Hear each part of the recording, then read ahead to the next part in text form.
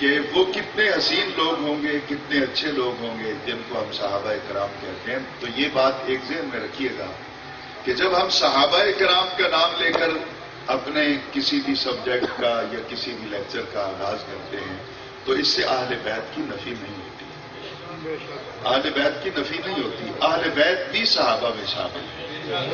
اگر اہل بیت کو صحابہ سے نکال دیا جائے تو میں سمجھتا ہوں کہ پھر پیچھے کچھ بھی باقی نہیں ہے.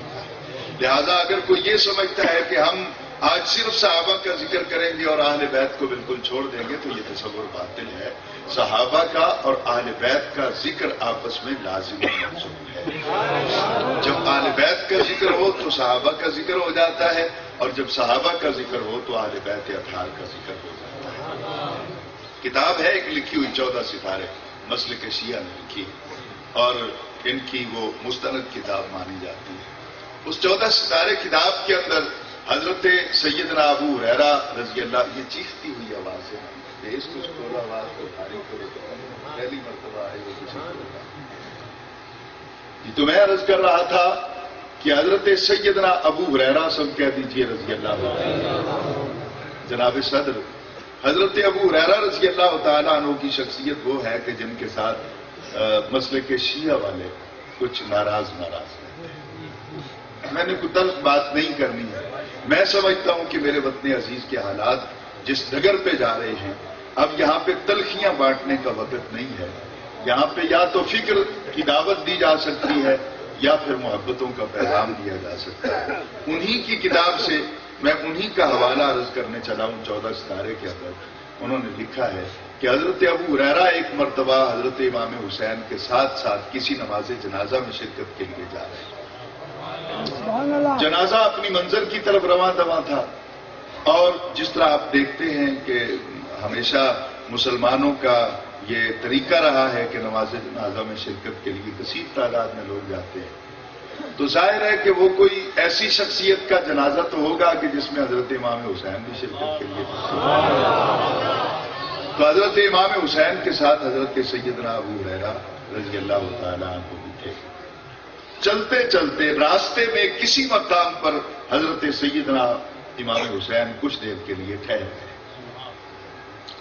تکان کی وجہ سے، گرمی کی وجہ سے یا کسی وجہ سے کچھ دیر کے لیے کسی مقام پہ آپ ٹھہر گئے.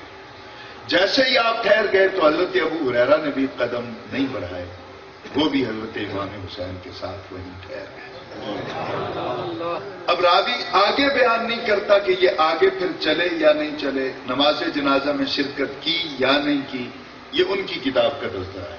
وہ آگے اس سے کچھ بیان نہیں کرتے. وہ کہتے ہیں کہ امام حسین ٹھہر گئے تو حضرت سیدنا ابو ہریرہ رضی اللہ تعالیٰ عنہ وہ بھی آپ کے ساتھ بیٹھ کے ٹھہر گئے.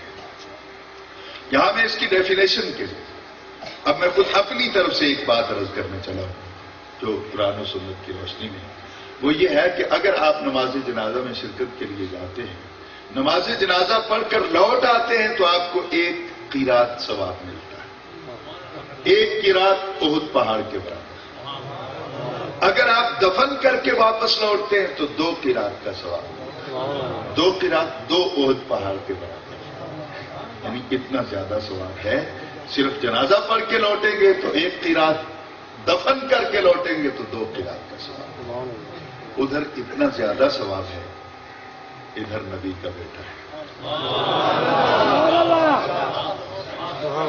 غور کیجیے گا، ادھر ثواب 2 پہاڑوں کے برابر اور ادھر نبی علیہ الصلوۃ والسلام کے نواسے سیدنا امام حسین رضی اللہ تعالی عنہ اور درمیان میں حضرت ابو ہریرہ.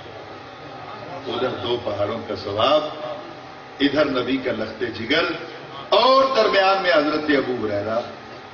اپنی ہی کتاب کے اندر یہ حوالہ لکھ کر مصنف خاموش پتہ نہیں کیوں ہو گیا. اسے چاہیے تھا کہ انصاف کا خون نہ کرتا بلکہ اپنے قلم سے یہ تحریر کرتا. یار آواز سے مہربانی ہوتی، اپنے قلم سے یہ تحریر کرتا کہ نبی کا صحابی قیامت تک کے لیے ایک پیغام دے گیا. ایک طرف پہاڑوں جتنا ثواب مل رہا ہو اور دوسری طرف نبی کی آل ہو. ثواب کو چھوڑ دینا، آل کو نہ چھوڑ.